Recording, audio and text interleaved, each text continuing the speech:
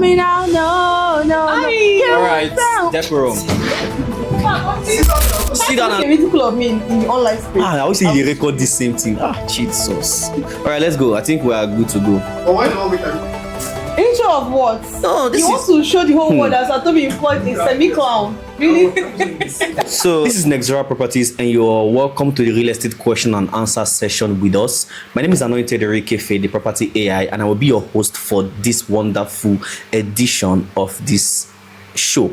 I have two wonderful guests here today, but before I introduce our guests, I just want to say this quickly. So we decided to start this show because we discovered that a lot of times, especially here in Nigeria, when certain persons invest into real estate, they end up having a lot of painful experiences, right? That takes them to the courts, land grabbings here and there, and it has made a lot of persons to become fearful when it comes to real estate investment. So we just want to offer value to people by answering certain questions in this industry, so that in case you're looking to invest, you can know how to do it and do it in the right way. Matter of fact, I'm somebody that always emphasize on there's a right way to do everything, right? So that's one of the reasons why we actually started this show. So without further much ado, I'm just going to be giving a room to our guests for them to introduce themselves. Trust me, they are two beautiful ladies. Can you introduce yourself? You're welcome to the show. Thank you very much. Hello, everyone. My name is Sarima Igiri. Thank you for having me, Mr. Anointed. You're welcome, Sarima. Hi, my name is Confidence Daye, your realtor bestie. Thank you so much, Mr. Anointed, for having me here. You're welcome. Sorry, realtor bestie, that's like your brand name, right? Yeah, that's like my friendship name, the name I have with my friend, my client friend. Oh, your client friend. So that's why there is realtor bestie. And then there's a bestie. Oh, okay, that's very, very profound. You guys are welcome to the show today. Thank you very much. I'm so excited to have you. So I have a series of questions to actually throw to you guys today.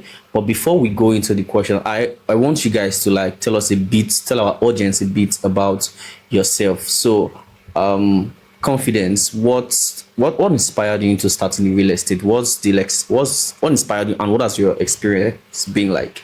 Well, what inspired me into real estate is not something that many people resonate to, but I'll just share it briefly. It's the opportunity to build something that actually creates value for people. Okay. Having people in mind first, while seriously creating my own financial growth. Now, I believe that the property industry is an industry that impacts a person's generations. It just impacts from generation to generation. And I looked at it and I'm like, okay, I'll do this journey first because of the impact and the opportunity to create valuable and consistent wealth for people. So for me, real estate is about passion. Okay. It's about opportunity. It's about platform. Okay. Because it gives you platform. It helps you build credible and reasonable relationships. I like as that. you go. Okay. Along. Yeah. Thank you very much for that. How about you, Sarima? Okay, I thought about it. Most people have this money, but they don't really know how and what to invest this money into. Yeah. So I would say I ventured into real estate to build a career that combines with financial growth. Okay. And also, real estate is beyond selling properties. It's about building relationships with people, and also helping them create wealth and how to invest this money. Some people just have it in their bank doing nothing. Some people call it fixed deposit. They just kept it there. Let them be getting income at the end of the month. But real estate is more to that.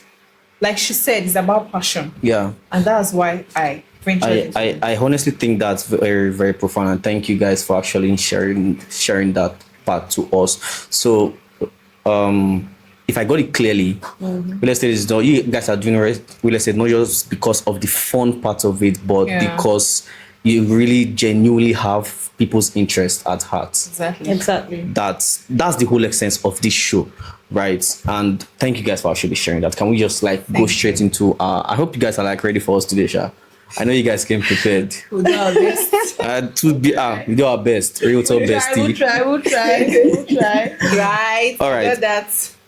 All right, we're going to go straight. So I have just 10 questions to actually throw to us.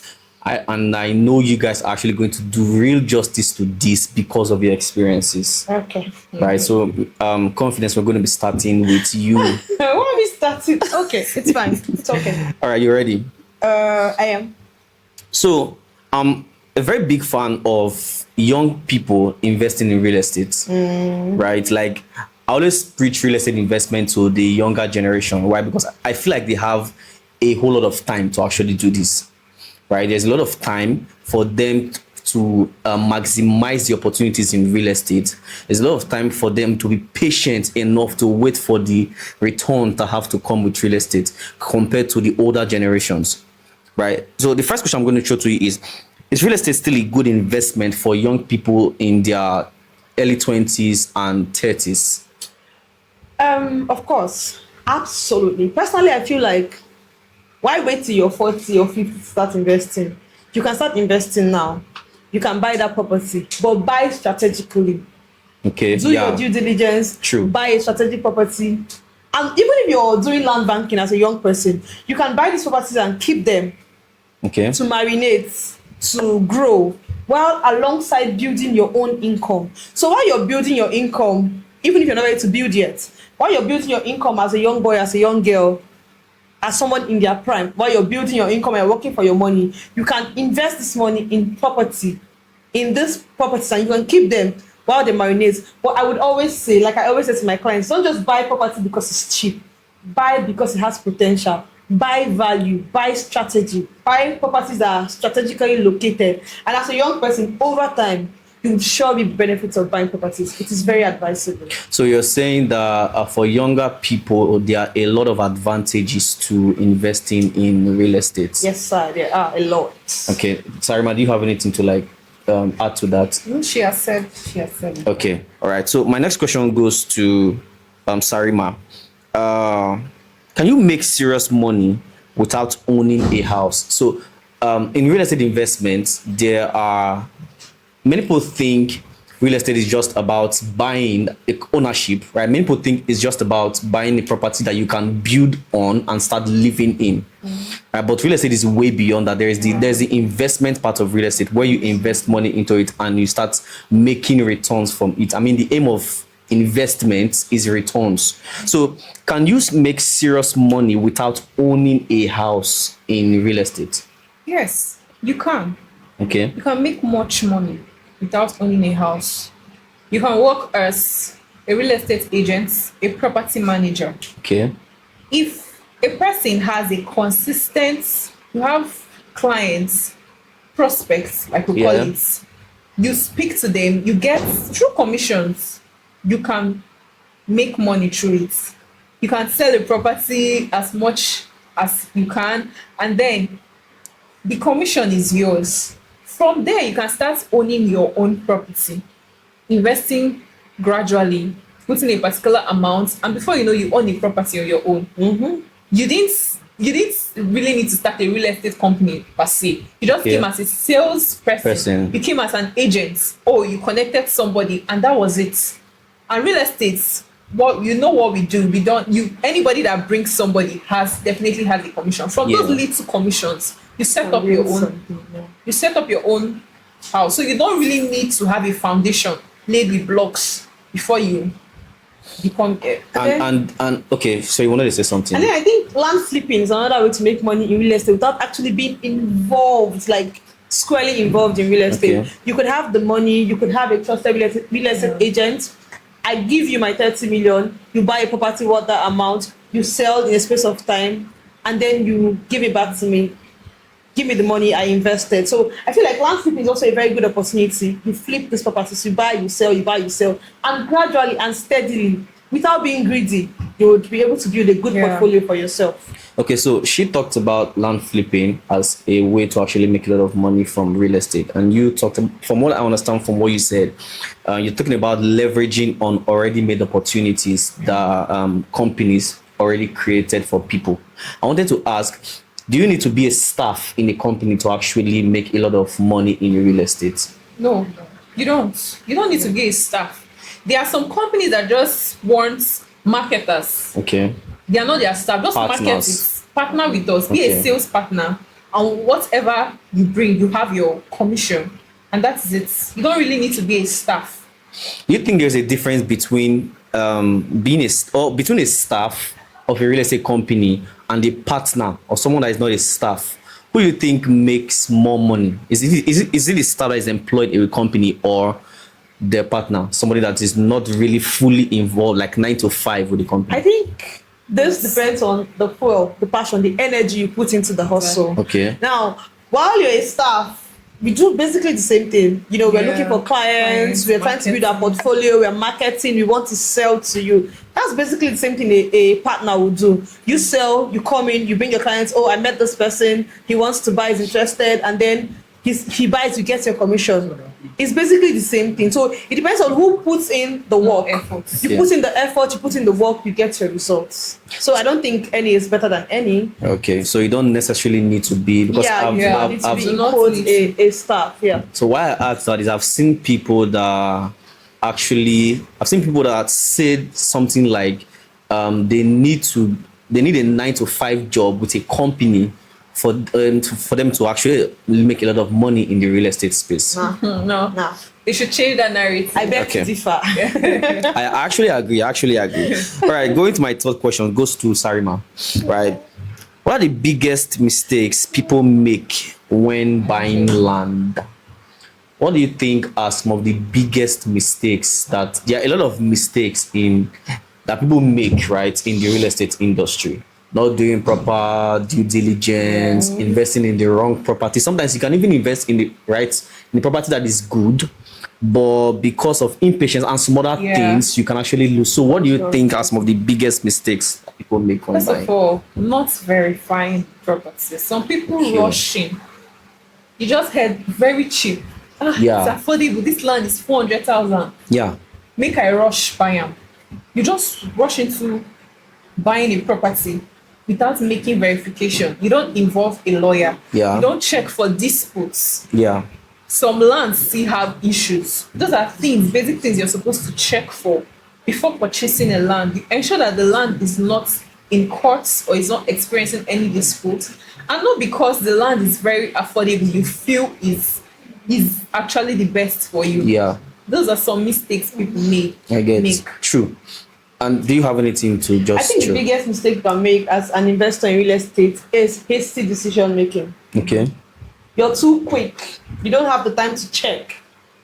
I mean, what you skip to check now, what you skip to verify now becomes a concern. I have a friend that used to say matters on ground becomes matters arising tomorrow. It doesn't matter, rather becomes matter arising tomorrow. Yeah. So the things I would think, it doesn't matter. This doesn't matter. I'm buying the land. I won't buy them. I'm buying it. It becomes matter arising tomorrow. In court tomorrow, you start fighting for a land that you bought for 500K. You're spending 60 million, 70 million. You're paying lawyers. You're trying to lobby. You're trying to maintain ownership. I recently heard of something that happened in Lagos State, where people bought properties and then out of nowhere, the community was in disputes with the government over those properties. And people have built mansions. Some people that built those properties in Lagos State those people are men that have retired. They've made people that we will call old money. They've made this money. They say, okay, this is my retirement home. I don't build them. I don't work. Make I go stay there. You understand me? And then you come back to a dispute between the community and the government over the land. And then the community won. So people gave it to the community. And the next thing these people did, without questions, without negotiation of whatsoever kind, they are demolishing people's houses.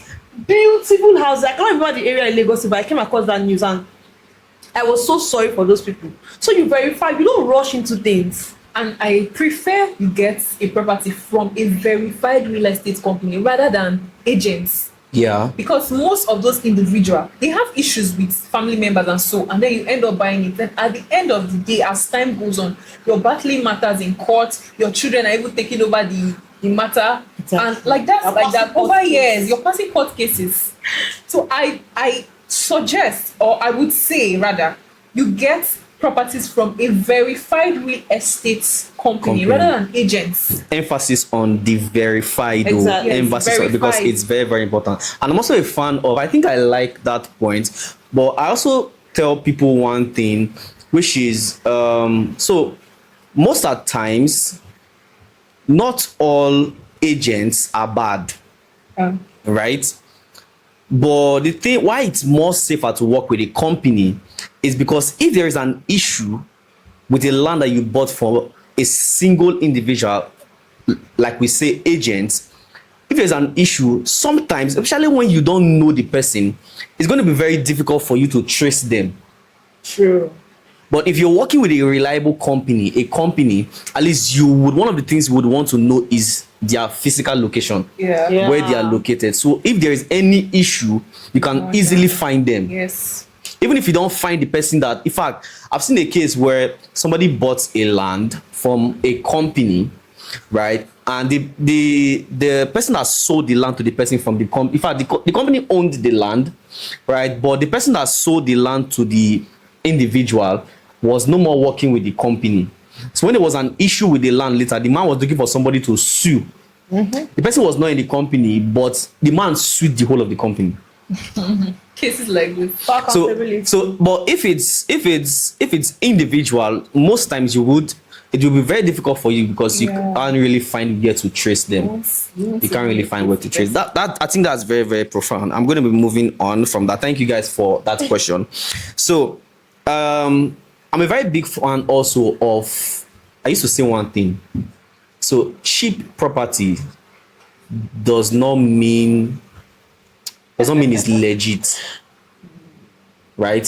So many people think real estate is really, let me say this, real estate is capital intensive. It is very capital, right? And because of that fact alone, many agents know, or people know, that this thing is capital intensive, right?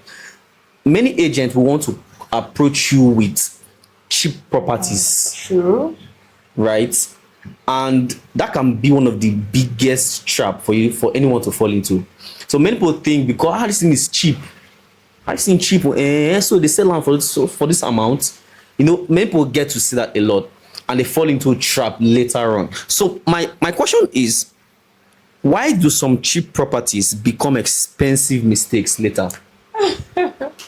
Confidence. Okay. I believe in saying that cheap isn't always cheap. When something is cheap, it's not always sorry, cheap. can you come again with that? Cheap isn't always cheap. Oh, okay. Wow.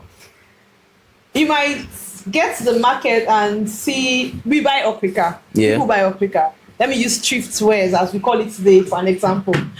When you go to the market to buy thrift, you see where they sell 200. You also see those ones that they tell you, oh, this one are A grade or first grade, 5,000, 6,000.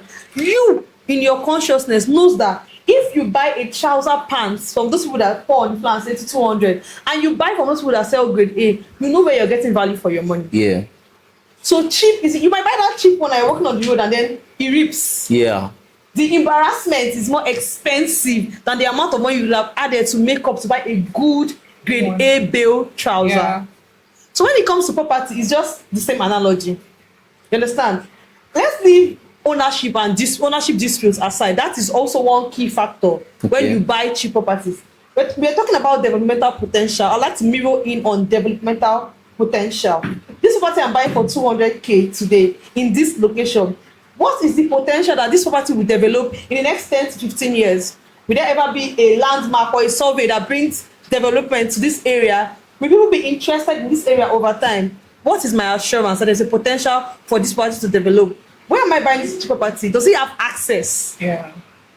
Potential for growth. Does it have access? Can I access this property? Do I have to cross 7 oceans and 7 seas to get to this property? Is there a motorable road? Is the government going to look at this location anytime soon?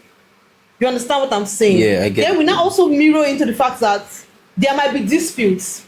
Maybe there are 10 brothers. One wants to sell and elope with the money. Sometimes you buy these chips, I don't even see the person that sold it to you at all. You know they see the person. Your money don't go. We are doing court cases. They are bringing evidence, documents. Even if those documents are valid, there can be objections that can be raised in court. True. Oh, this person stole these documents. These documents were forcefully obtained. You know, so Forged. sometimes, yes, there's also the case of forgery. So sometimes cheap, like I said, isn't always cheap. There are more expensive consequences for certain cheap things in quotes. I always tell people one thing: when you see offers, especially in the real estate industry, that are way cheaper, right, presenting themselves to you. So cheap sometimes can be two things. Cheap, like she said, can be good, can be bad. Yeah. But what you do when you see cheap properties is don't rush to payments. The next thing you're supposed to be doing is to do due diligence on that property. And the good thing about it is, if it ends up being legit, it can be your benefit because it's cheap. But if it does not end up being legit, you have nothing to lose because you are not purchasing the property. Mm-hmm. But on the plus side, when you see properties that are cheap, the first thing you're supposed to be doing is to do a due diligence on them. That's why we have distress sales. For example, distress sales. Yeah. They are properties that are being sold way lesser than the value it's supposed to be sold for, right? And those are real estate entry strategies. Distress sales, you can actually enter real estate through distress sales. But what you do when you see such kind of properties is to just do due diligence on them. Do you have anything to say concerning I remember that? a client saying something when a property was offered to him for 1.5 million, and his question was, this property is for agro farming, and he was like, what is the gain of the company? Yeah, that is him doing due diligence, trying to confirm, it's cheap, so what is the aim of what's in it for the company? What's the profits for this company you get? But there are some people that don't mind. It's cheap, let me just get it. So we should actually verify properties well, due diligence, when we see them. All right. Yeah, thank you very much for that. So moving on to the next question. Before I ask, I just want to share this. So I met a client some months ago, and we're having a conversation, and he was telling me of how he bought a property, and the property was legit first, but he still ended up going to the court. Right? And the reason why he went to the court was not to prove the legitimacy of the document. It was because that particular property, it's owned by a particular family, but the family member that sold to him, the other family members did not agree for him to be the sole seller of that particular property. That brings me to my next question. So how do you verify that a seller has the right to sell a particular property? How can you know that this person, from this story I just shared now, right? The family owned the land, but this single individual sold to my client. And later on, the other family members came and started dragging the land with him, saying he is not supposed to be the sole seller. That means he was actually supposed to get their consent before selling the property. So how do you verify that a seller has the right to sell? Okay, first of all, confirm the seller's identity. Okay. Yeah. Like my colleague one day was trying to market a property, and the first thing the client asked her was, show me your name on Google. Show me your boss's name on Google. Like he really wanted to verify the identity. That these people are real. Yeah. You get. So they should confirm the seller's identity. Do a proper research. Get a property lawyer. Confirm the survey as well. The survey of the property and the documents. The documents. Be sure of the documents before you go ahead to purchase a property.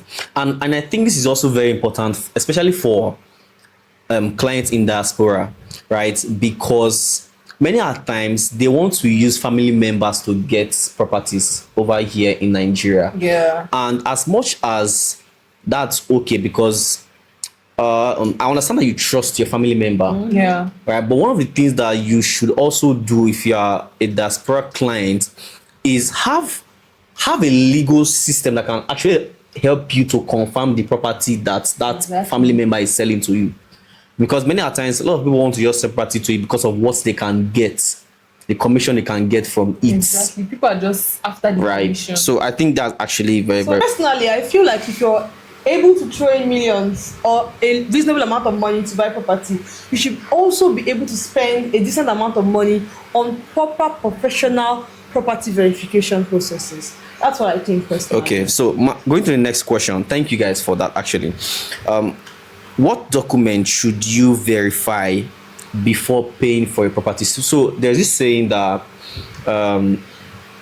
it's who owns the document that owns the land. The land. Right. So two people can be arguing over a land. One owns documents. One just owns his mouth. Right. So what document should you verify before paying for a property? I believe that this depends on the property you're getting. Okay.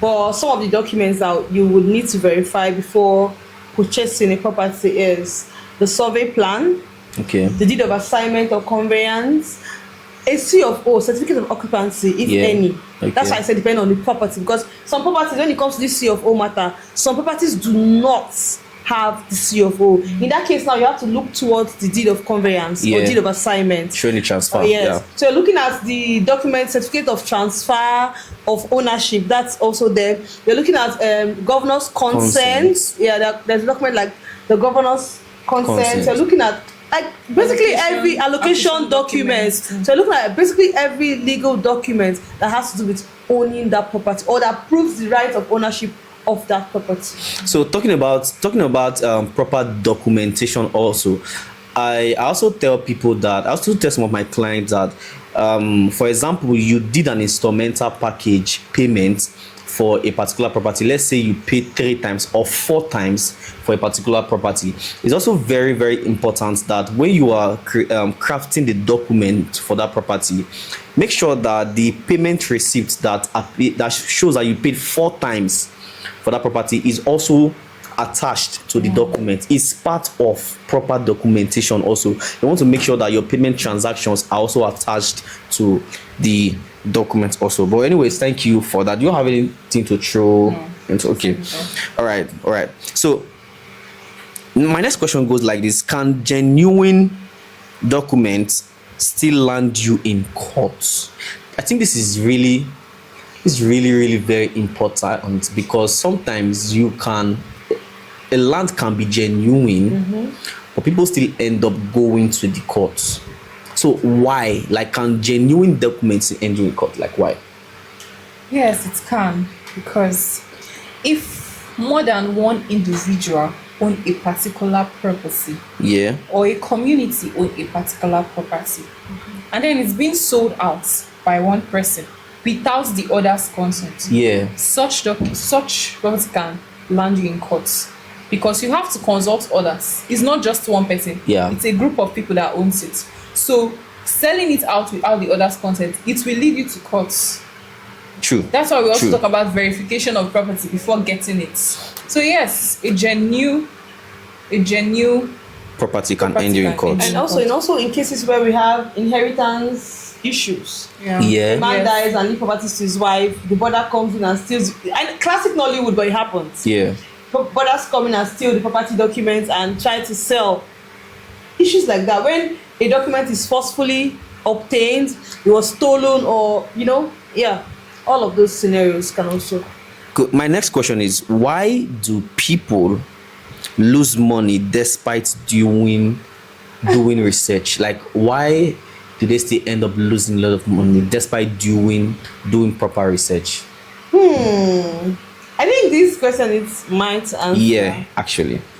I always tell people that if you're researching for real estate, do the right research. See, I think that's what I wanted to start with, right? So there is sorry to cut you short, okay. right? It depends on, there is the right research to do. You should ask yourself, what kind of research are you doing? Sorry, just continue. But I think that was very profound. There are levels to real estate research. There are different kinds of real estate research. What most people research in real estate though is how much with the land and how much I fit sell and when I want sell them. If you talk to clients, even as when you market property, they're asking you, so in 2 to 3 years when I want sell them, how much I go sell this land, or how much is that? Okay, is it affordable? I've met clients. The first thing they ask, I don't get money, or is it affordable? The price. Meanwhile, the price is not the most important research. True. When you're buying a property, you have to know first of all, if I were to buy real estate today, the location. Matters. What prospects does this what is the potential of this property that I'm going to use my money to buy? Yeah. Is there a chance that development will come near this area? Or are we still going to live in obscurity? Say you're going to be in obscurity for another 50 to 40 years or 70 years, which I might not have on earth. Honestly, yeah? So you're checking the location, you're checking the what. Evaluate the property. Do a property valuation. Know what this property is worth. What potential does this property have? Leave price. Price will come in. Yeah. Research who owns the property, the history of the property. How has it, is it a family property that was passed from generation to generation? How long has it been in the family?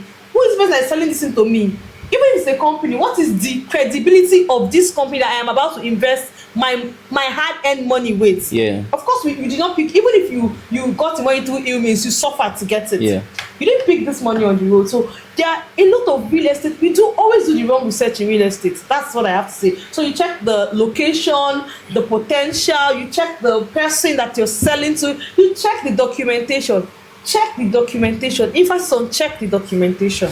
So basically, researches are in different level when it comes to real estate investment. And when we talk about research, we're talking about questions that you should be asking, right, for you to know more about that property. But unfortunately, what many people do is they ask the wrong, in fact, they ask the right questions first at the wrong time. Yes, at the right? wrong time. So let me just say they ask the wrong questions first, right? Instead of it to be so beyond asking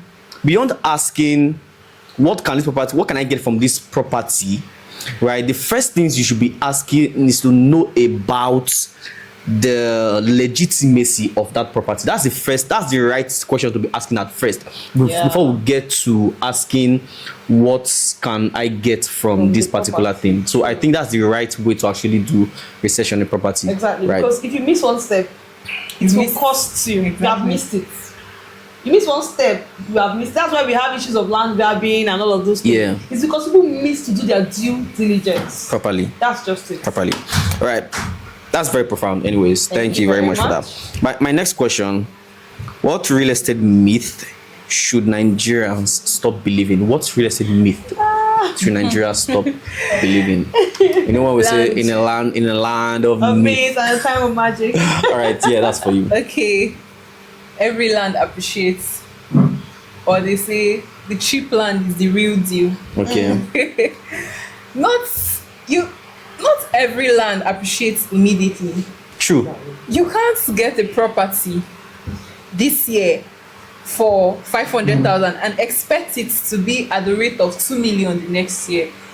What if that particular location is not yet does not have such potential? Exactly, it doesn't have such potential yet, even though it's real.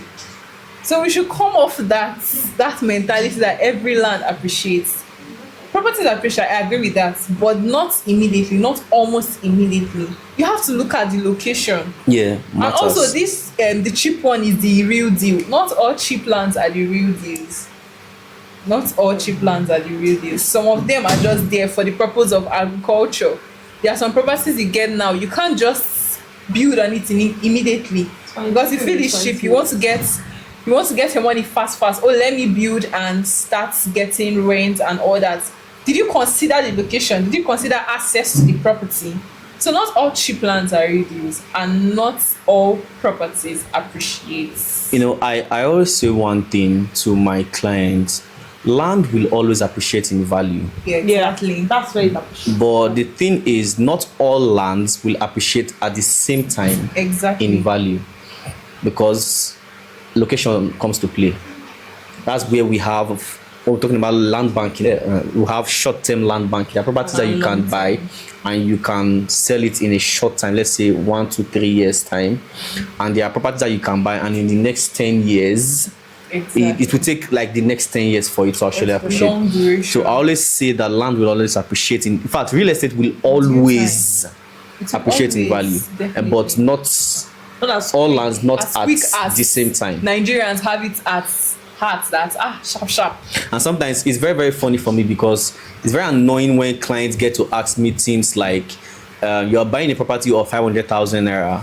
let's say lease, you're buying a property of 500,000 naira, and you're asking me, can I sell it in the next 3 months? I've had the clients. I've had the clients that asked me that question before. Yeah, I've also experienced clients that ask such questions.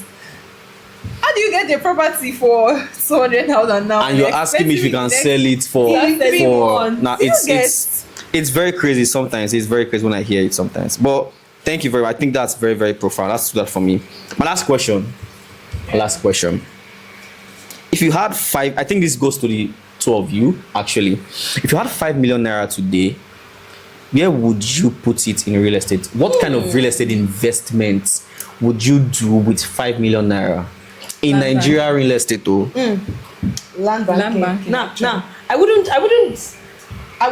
Why land banking is not a bad idea? I wouldn't do land banking first. I would look for investments in agro.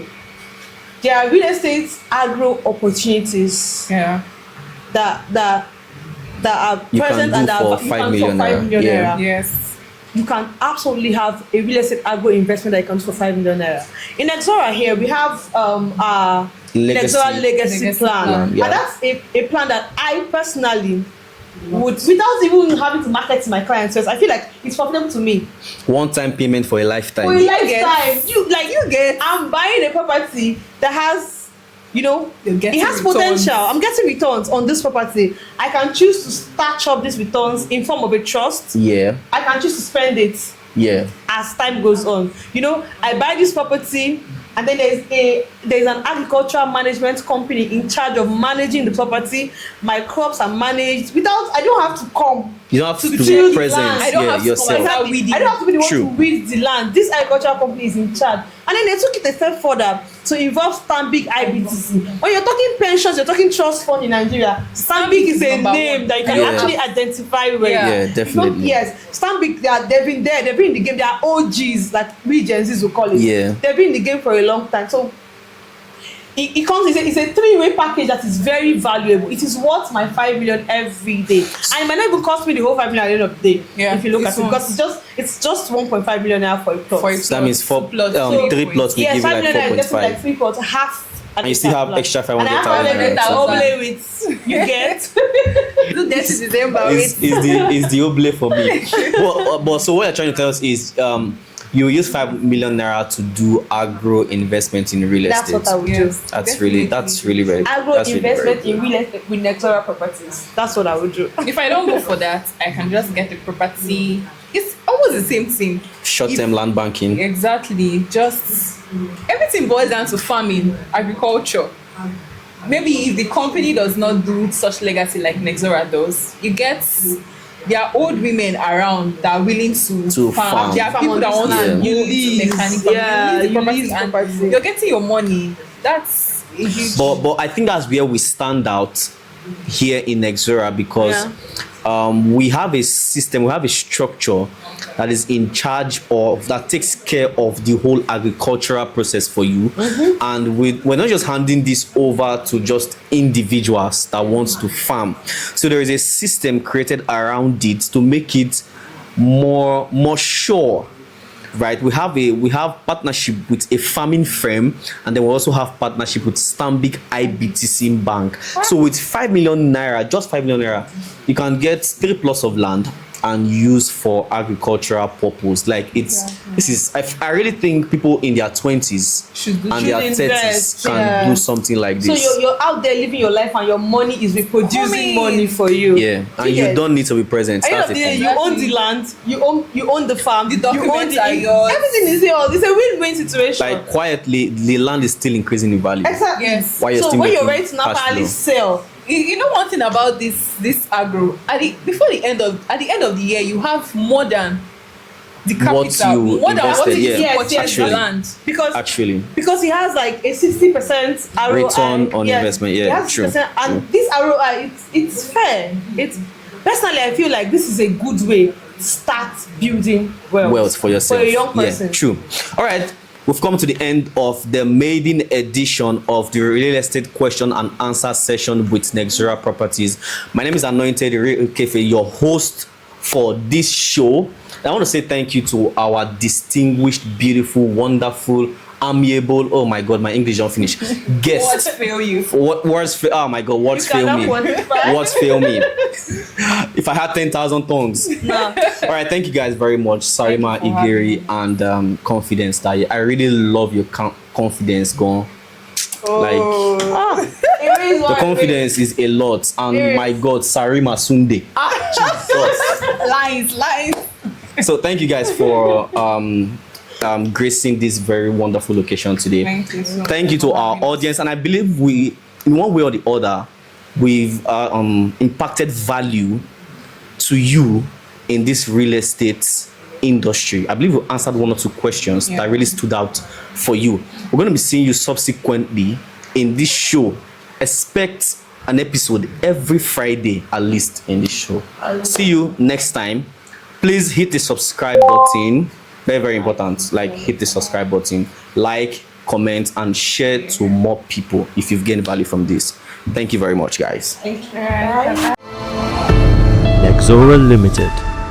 Building dreams, designing comfort.